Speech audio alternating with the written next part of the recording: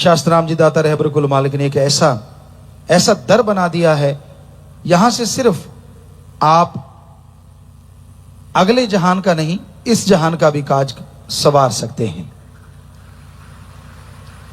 यह आपकी श्रद्धा, आपकी भावना पे निर्भर करता है। श्रद्धा सिर्फ सदगुरु मालिक के लिए रखनी चाहिए, किसी आदमी के पीछे पागल नहीं होना चाहिए। अपने सतगुरु मुर्शिद या अल्लाह वाहिगुरु राम, बस और तरफ ध्यान ना जाए। बाकी सबसे प्यार करो, बेगर्ज प्यार करो, बेगर्ज मोहब्बत करो। किसी से नफरत करना तो संत सिखाते नहीं, पर हद से ज्यादा गुजर जाना जो गलत होता है। इसलिए दीनता, नम्रता धारण करते हुए भावना से सुमरन करो, यकीनन जन्मों जन्मों के पाप कर्म कट जाते हैं। सेवा आप करो और वो खाली चली जाए, ऐसा हो नहीं सकता। ऐसा कभी नहीं हुआ। कोई भी सज्जन हमें बता सकता है कि हाँ पिताजी मैंने बहुत सेवा की, बचनों पे पक्का रहा और थोड़ा सिमरण करता रहा और मुझे कोई कमी है। हम चैलेंज करते हैं, ऐसा कभी हो नहीं सकता। छोटा मोटा काम नहीं होता इतना बड़ा चैलेंज करना, क्योंकि 5 करोड़ साध संगत है और उसमें क्या पता कोई खड़ा हो जाए जी नहीं जी।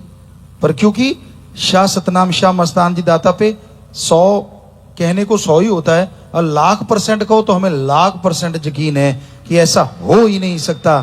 जो सेवा करे, सुमरन करे, बचनों पे पक्का हो, उसे अंदर बाहर कोई कमी आ जाए, हो ही नहीं सकता। बात ही खत्म। तो अब आप सोचिए, अगर आपके कमी है या कोई वजह परेशानी है, कोई मुश्किल है, तो आप या तो सेवा नहीं करते, या दृढ़ यकीन नहीं है, या वचनों में कमी है, या फिर थोड़ा थोड़ा सुमरण भी नहीं करते।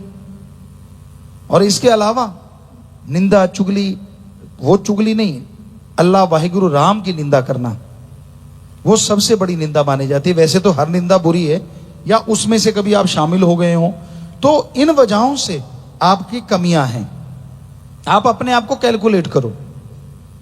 आप कपड़े देखते हो ना सुबह, बहुत से लोग आप में से, मेरे तो प्रेस नहीं करे हुए, कईयों को आदत होती, मेरा तो बटन टूटा हुआ है, मेरा थोड़ा सा फटा हुआ है इधर से, ये नहीं वो नहीं। कभी अपने आप को चेक किया आप कहीं कहां से फटे हुए हो?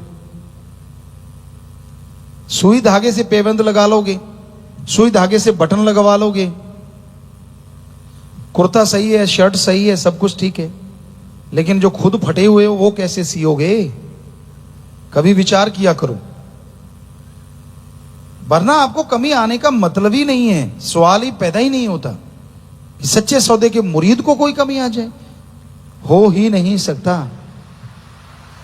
हम छाती ठोक के दावे से कहते हैं, क्योंकि मस्ताना जी महाराज, शास्त्राम जी महाराज ने जब ये आश्रम डेरे बनाए तो ये इसी आधार है, नीम है ये, कि सच्चे सौदे के मुरीद को ना अंदर कमी आए ना बाहर, पर उसके लिए शर्त ये है।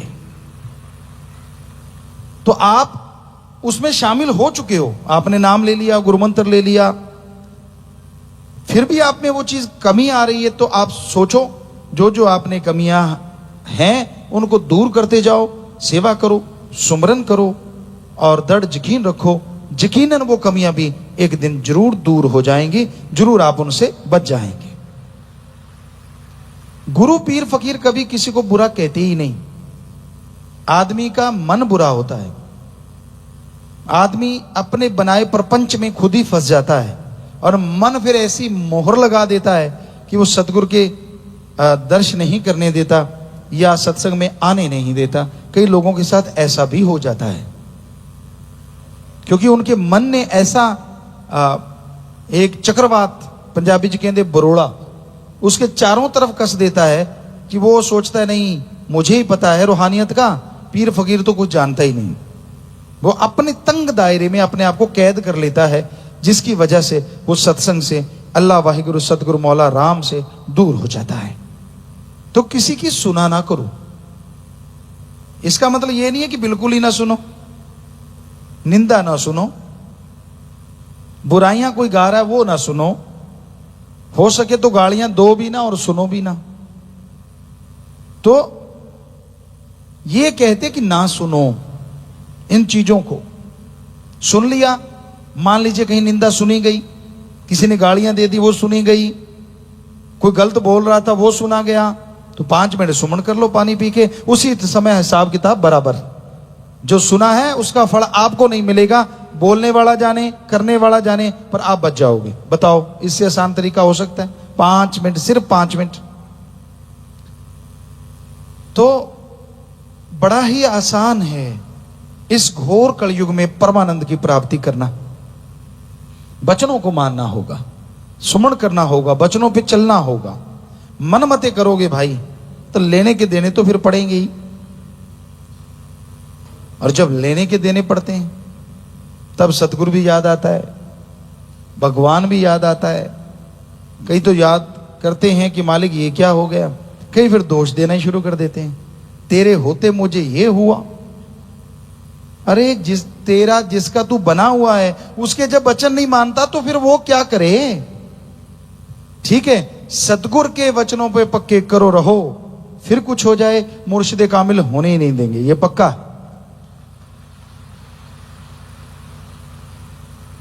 अब बाप तो जज है, बेटा डाकू बन गया, डाकू बन के वो पकड़ा जा रहा है, सजा हो रही है, कहता मैं जज का बेटा हो के मुझे सजा।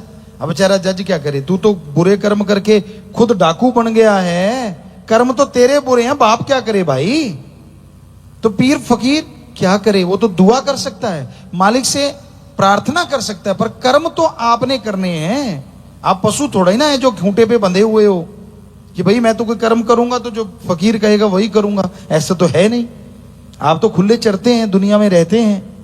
तो वो दुनियादारी में जब आप रह रहे हैं उस समय आपके कर्म जो आप कर रहे हैं तब तो आप मर्जी के मालिक होते हैं ना। मैं जो करूं सो मर्जी का मालिक, मैं ये करूं मेरी मर्जी, वो करूं मेरी मर्जी।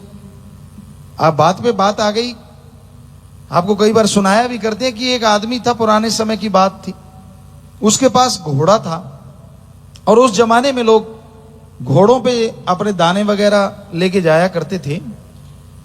तो घोड़े के ऊपर ऐसी बना होता था जिसे बोरा कहें या कुछ भी कहें, सामान डालने के लिए, 2 साइड में, बीच में ऐसे घोड़ा, तो इधर भी ऐसे बकेट टाइप ऐसे कपड़े का बना होता था।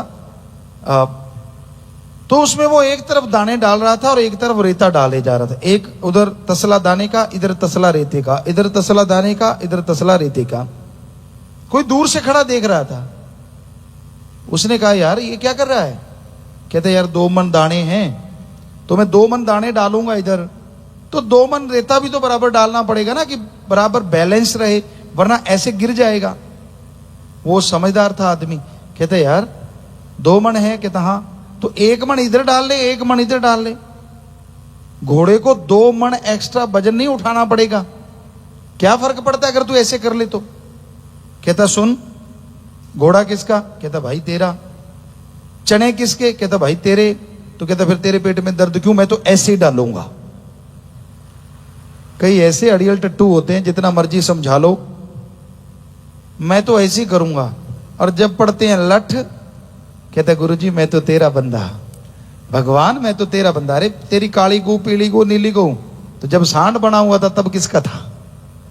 तब तो अकड़ता था ना, मेरे को क्या होने वाला है, मेरे को तो कुछ भी नहीं होता, मैंने तो ये कर्म कर लिए, वो कर्म कर लिए, मेरा तो बाल बांका नहीं हुआ। वो सब देख रहा है, जब होने पे आया फिर आप तिल मिलाओगे, फिर आप भगवान को दोषी ठहराओगे। खुद कर्मों से बाज नहीं आता है इंसान, और जब कर्म भोगने पड़ते हैं तो सारा दोष अपने सदगुरु मौला पे लगा देता है। ये तो कर्म भूमि है, जैसे कर्म करोगे, जैसा बीज डालोगे, काटना तो पड़ेगा। हाँ, सुमरण करते हो, सतगुरु डाढ़ा है, अल्लाह वाहिगुरु बहुत पावरफुल है, सुमरण करोगे, सेवा करोगे तो वो पहाड़ जैसे कर्मों को कंकर में बदल जरूर देता है, इसमें कोई शक नहीं। पर कईयों के होता है कि इस जन्म में कोई कर्म बुरा नहीं किया, वो होते संचित कर्म, जन्मों जन्मों के भयानक कर्म इकट्ठे होके। आपने इस जन्म में बुरा कर्म नहीं किया, लेकिन पिछले संचित कर्मों के लिए क्या आपने सुमरण किया? क्या आपने सेवा की? अगर नहीं की तो वो कर्म भोगने पड़ेंगे।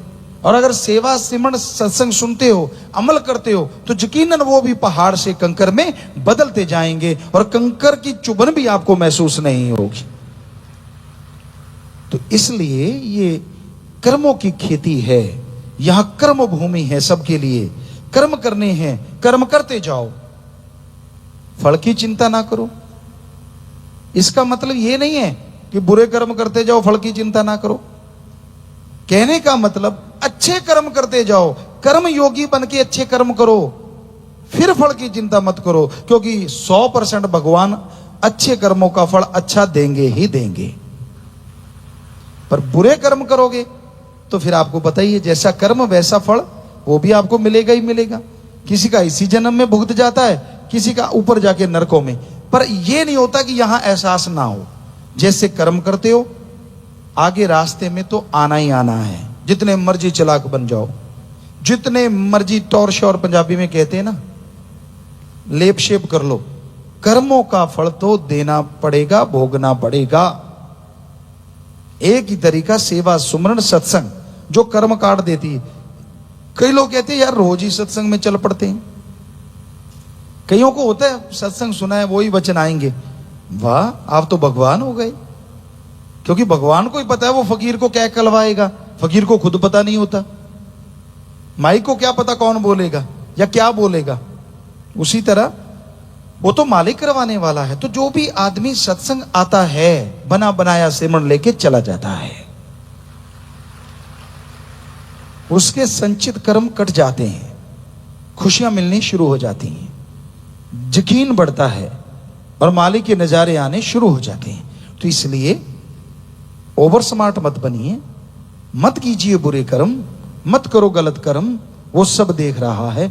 अच्छे कर्म करते जाओ, भले कर्म करते जाओ, सेवा सुमन करते जाओ, यकीनन अंदर बाहर से माला माल हो जाओ।